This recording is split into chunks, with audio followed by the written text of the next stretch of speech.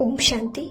आज world suicide prevention day है, यानी विश्व आत्महत्या रोकथाम दिवस। 10 दिसंबर को प्रतिवर्ष मनाया जा रहा है।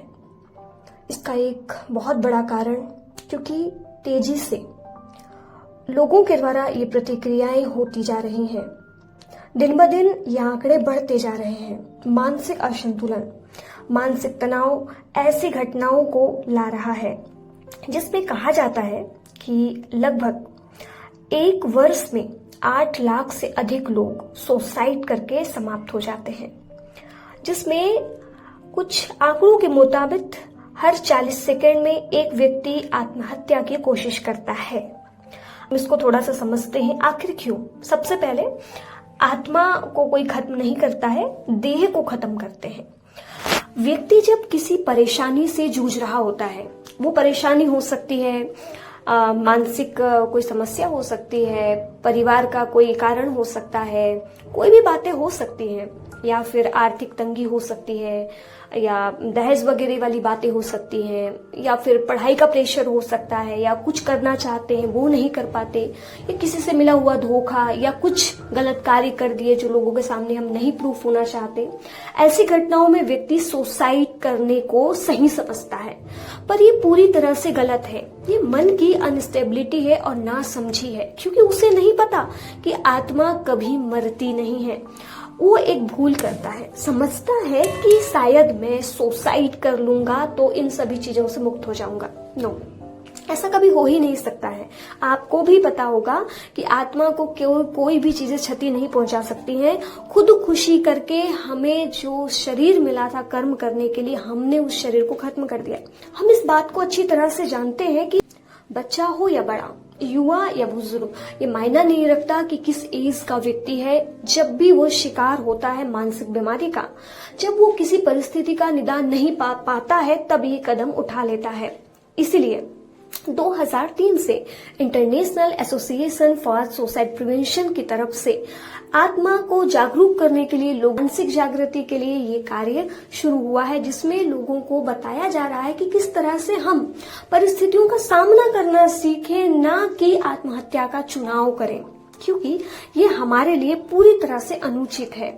आज देखिए, आप भारत की बात करें, चीन की बात करें, तो ये एक बड़ा हिस्सा अदा कर रहा है इस बुराई को बढ़ाने का, क्योंकि आज हमारे अंदर ज्ञान की कमी होती जा रही है।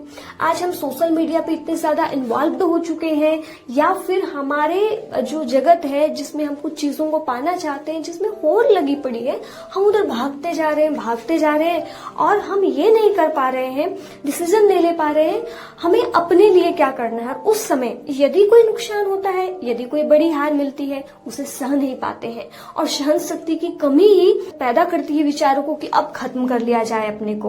परंतु भगवान का दिया हुआ गिफ्ट, ये सुंदर सा शरीर, इसको समाप्त करना एक महापाप है।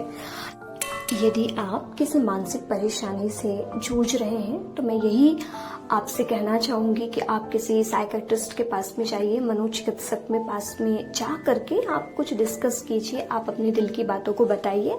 कुछ मेडिसिन वगैरह आप ले सकते हैं। और ही एक बहुत प्यारी चीज है, मेडिसिन के साथ साथ meditation. This is very important. Medicine हमारे शरीर के लिए काम करती है, परंतु मेडिटेशन मन का एक बहुत ही अच्छी तरह से इलाज करता है। आप कहीं भी मेडिटेशन सेंटर्स पर जाकर के जरूर मन को शांत करने की बातों को सीखिए। सबसे पहले हमारी जीवन शैली कैसी होनी चाहिए, हमें किस तरह से जीवन जीना चाहिए, ये बात समझने की आवश्यक है। आप मन की शांति बाहर खोजने की जो भूल कर रहे हैं, आप उसे बाहर नहीं पा सकते, आप अंदर पाएंगे। जब आप आत्म अनुभूति करेंगे, आप मेडिटेशन करेंगे, आपको स्वतः ही समझ में आएगा कैसे इस प्रॉब्लम से बाहर निकलना है। आपकी ईश्वर की तरफ से मदद होगी।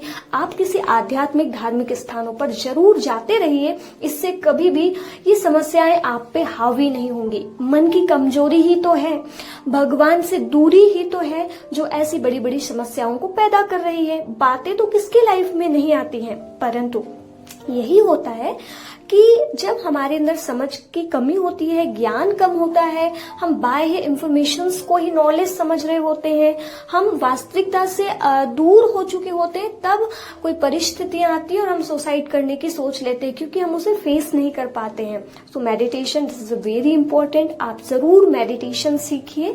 मन की समस्याओं को दूर करने के लिए राजयोगा मेडिटेशन का एक बहुत ही सुंदर योगदान है, जिसकी सहायता से मन को पूरी तरह से खुश किया जा सकता है और शांति पाई जा सकती है, क्योंकि राजयोगा मेडिटेशन में अपनी पहचान के साथ हम परमात्मा से कनेक्ट होते हैं और हम जैसे ही अपने आप को शांत स्वधर्म में स्थित करते जाते हैं, वैसे ही हमें पावर मिलने लगती है, अंदर से ही हमें आंसर्स आने लगते हैं, प्रॉब्लम्स को कैसे फेस करना है। अगली बात, ईश्वर की मदद मिलती है जब हम ईश्वर से कनेक्ट होते हैं। तो इस प्रकार से यदि हमारे जीवन में स्पिरिचुअलिटी है तो मैं 100% कह सकती हूँ कि वो व्यक्ति कभी विषाद अवसाद से ग्रसित नहीं होगा, क्योंकि उसे विषाद से अवसाद से निकलना आता है। प्रॉब्लम्स तो आती हैं, पर प्रॉब्लम्स को फेस करने की एक कला आ जाती है, जो आज हम लोगों के पास में वक्त नहीं होता, हम दे नहीं पाते। हम समझते हैं कि स्पिरिचुअलिटी क्या मायना रखती है,